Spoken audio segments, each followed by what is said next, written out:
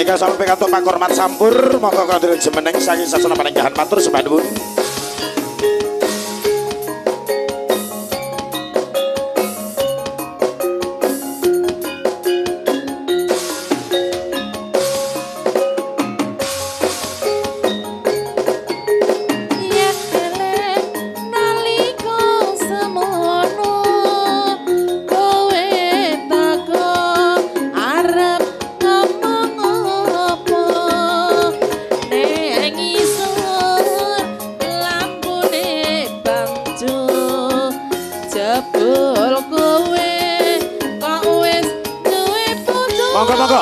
Monggo kan sampai katuk sampur aja masku. Monggo. So. Nanti kowe wani ngucap janji pegel tenan atiku iki jebul kowe wis rabi resmi.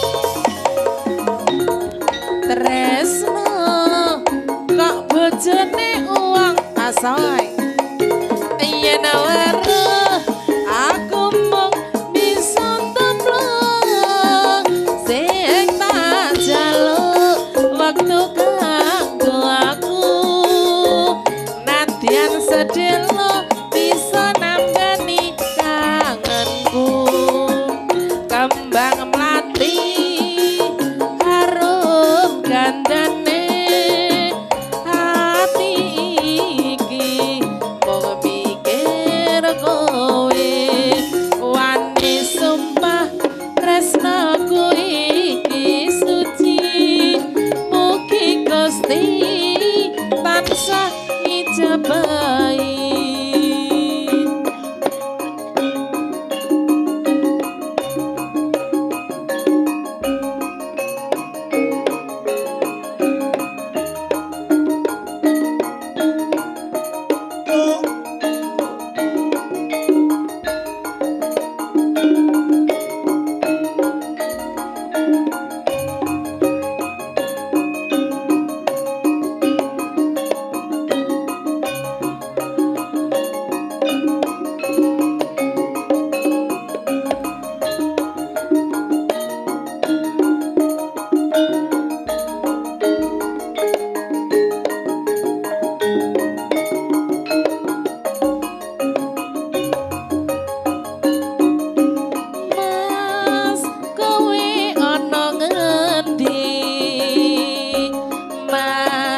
Kesel nggonku goleki lintar melong lumajang tau bengi Probolinggo ngetan teko Banyuwangi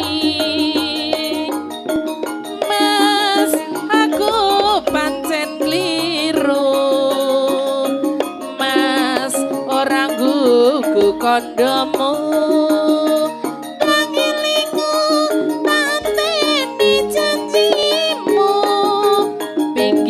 dalan sepur nggonku nunggu ning pinggire dalan sepur iki aku mung tansah setya ngenteni ning pinggire dalan sepur iki mripat nangis nunggu kowe